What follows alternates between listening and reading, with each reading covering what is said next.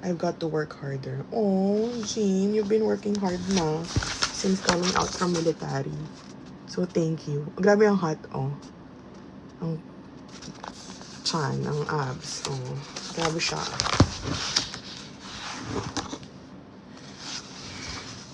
I'm a good fit for this job, Suga. Yeah, you are. Chigo. Pugi niya, grabe. Grabe na siya. I cannot. This is why there are 7 of us, Chiho. Oh, yes, of course, OT7. Pugi rin ni Chiho. Grabe ang ang jawline. I wasn't afraid to ask questions, Jimin.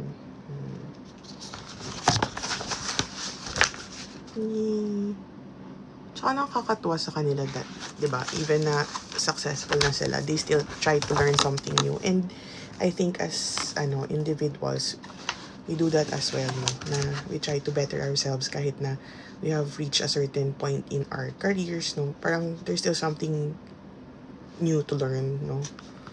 Yan. V. I gave my all to create this album. Oh.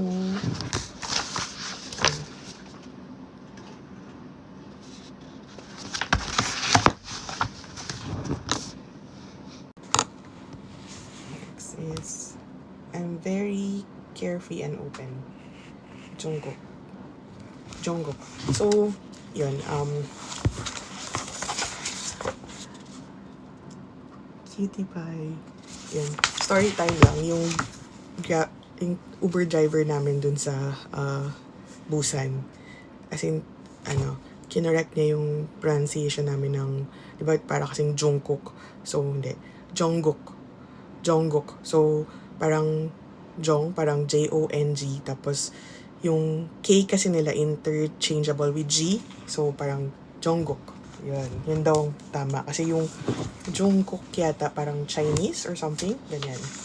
So, yun, parang ang kulit niya, daw ako, bitches so daw ako for kasi sinasabi ko na asawa ko si JK. Pero joke lang naman yun.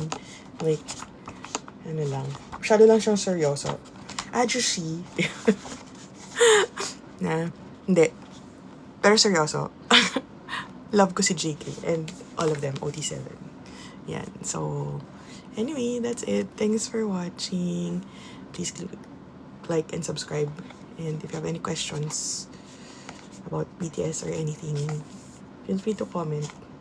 Annyeong!